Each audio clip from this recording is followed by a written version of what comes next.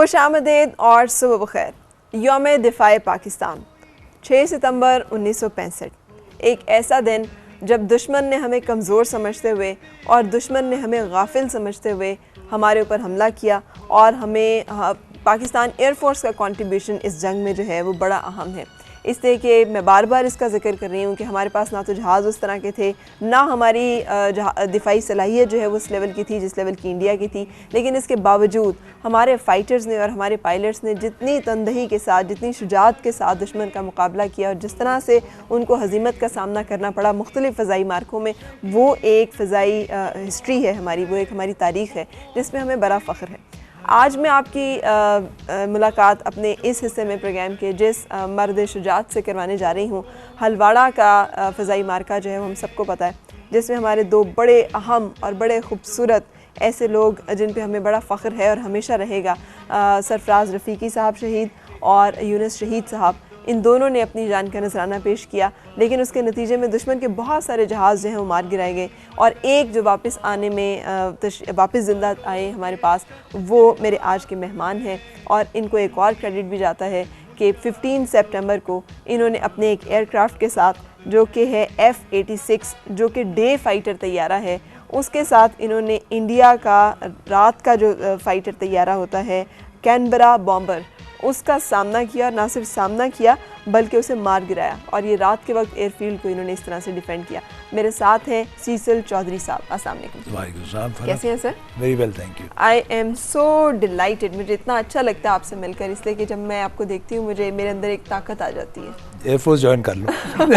मैं ज्वाइन किया हुआ, बगैर भी ज्वाइन किया हुआ, आप मेरे पास हैं तो मैंने ज्वाइन नहीं किया हुआ। How you feel? अब आपको याद आती है जब आप बैठते हैं, यू सिट बैक एंड आपको वो हेलुसिनेशंस यादें आती हैं? देखिए, ये एक मेरी ज़िंदगी का अंदरूना हिस्सा है। This can not be separated from me. In fact as I say, air force तो फ्लोज इन माई ब्लड। सही। I have enjoyed my stay in the air force. ये दोनों जंगें 65-71 is a very integral part of my life and they can never be forgotten. बिल्कुल। अच्छा, अब जब आप चलते हैं और उस वक्त में आते हैं वापस 65, यू आर यंग, और कैसे आपको पता चला कि जंग की सूरत हाल, वो फ़िज़ाई झड़पों का सिलसिला तो पहले से ही शुरू हो गया था, तो आप मेंटली तैयार थे? आपको पता था अचानक एंटर होना पड़ेगा जंग में, या फौरी तौर पर कुछ ऐसा था?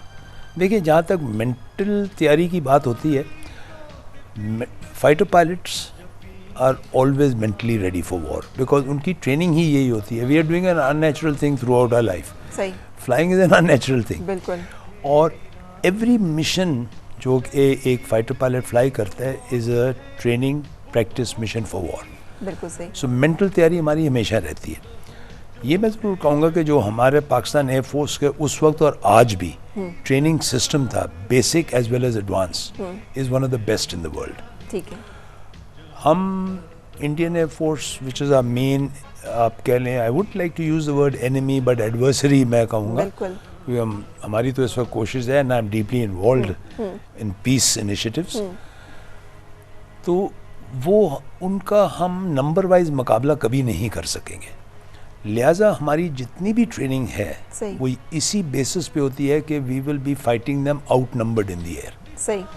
लिहाजा टैक्टिक्स हम उसी तरीके से डिवाइस करते हैं। सही। तो लेकिन एक साइकोलॉजिकल नफ्सियाती दबाव तो होता है कि आप जिसका आपका मुकाबला या हरीफ जो है उसके पास आपसे बेहतर तैयारा है, या आपसे बेहतर उसके पास दिफाई साजो सामान है, या आपसे बेहतर वो पोजीशन पर है इस वक्त, तो वो प्रेशर जो है उसका कैसे मुकाबला करें?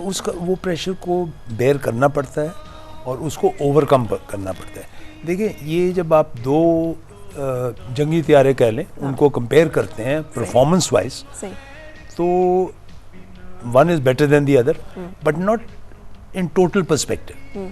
सो आना होता है, एक बड़ा टेक्निकल तरीका होता है इसका, of aircraft combat performance comparison का, ग्राफ चार्ट प्लॉट करके ये देखना होता है कि आपकी एडवांटेज उसके ऊपर कहाँ पे है। सही।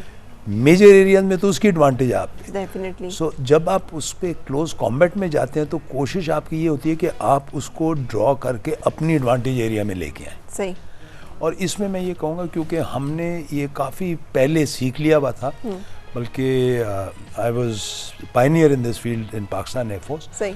तो हम अपने पायलट्स को हर एक एयरक्राफ्ट परफॉर्मेंस कंपैरिजन का ब्रीफिंग किया करते थे सही। और उनको वो एरिया बताते थे जहाँ पे they would have an advantage. सही। सो कोशिश ये होती थी कि कॉम्बैट होती है तो वो उस कॉम्बैट को उस एरिया में लेके आए, सही। so that they would be able to shoot down, and we've been both 65 and 71 wars, सही। इन दोनों में हमने काफ़ी कामयाबी इसी वजह से हासिल की। ये तो एक बहुत बड़ा आज तक भी एक बहुत बड़ी टिप है कि Absolutely। अपनी कमज़ोरियों के बजाय अपनी ताकतों के साथ लड़ें। बिल्कुल। और अपनी जो कमज़ोरियां हैं उनको अपनी ताकत के साथ कॉम्पनसेट करें। ये साइकोलॉजिकल एडवांटेज डिसएडवांटेज की जो आपने बात की ना, ये ज़्यादातर इस वजह से नहीं होती। अच्छा। ये होती है ज़्यादातर कि आप कॉम्बैट कर कहाँ रहे हैं। अच्छा। जैसे 1965 में ये हलवाड़ा का आपने शुरू में जिक्र किया, we were at a tremendous psychological disadvantage. अच्छा। वजह ये है कि हम उनकी सरहदों में उनकी एयरफील्ड के ऊपर हमला करने गए थे, तो जाहिर है अगर कोई शूट डाउन भी होता है, बेल आउट भी करता है, तो